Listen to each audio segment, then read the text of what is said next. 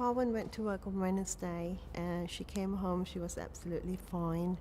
And on Thursday morning she woke up with a temperature and she wasn't feeling really well. Obviously we then rang the GP and he rang us back, had a telephone consultation with her, and then spoke back to me and said, look, it could just be a virus that she might have caught. Just keep giving her plenty of water and hopefully it'll get better, which she did.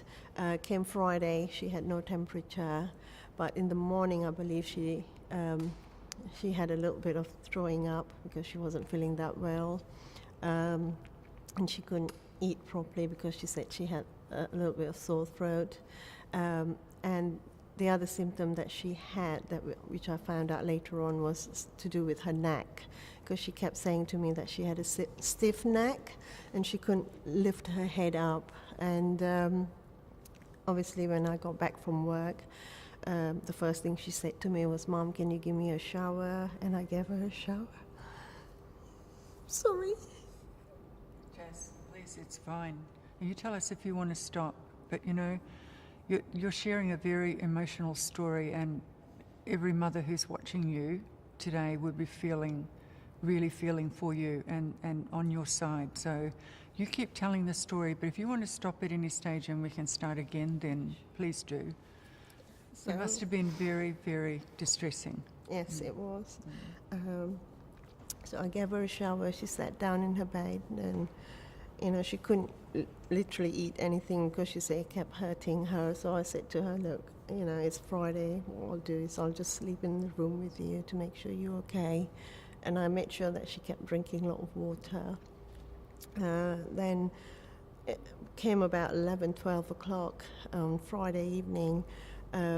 She kept saying to me, Mom, I need to go to the toilet. Can you help me? And I carried her to the bathroom. She then decided to sleep on the floor, on the mattress on the floor. She goes, Mom, I don't want to sleep on my bed. We carried on talking because she kept saying to me, Mom, I can't sleep. And I said to her, don't worry about it. Don't force yourself to sleep because you've been sleeping throughout 2 days in a row. So, just sleep will come to you when it needs to come to you. And basically we talked till about 2, and her last words to me was basically, Mom, no matter what happened, please don't leave me and go. Not knowing that she was going to leave me and go.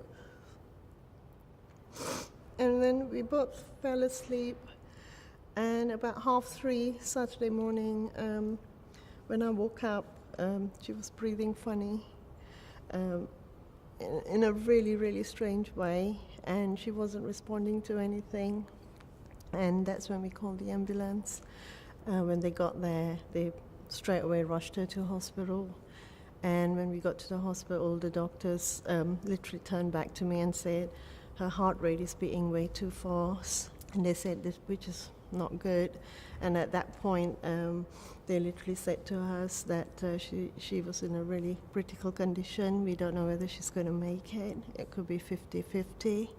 And they also told us that if she did make it, she would have been brain dead. And that's when, obviously, we called the family around. And finally, around 7 something, they tried so hard to resuscitate her.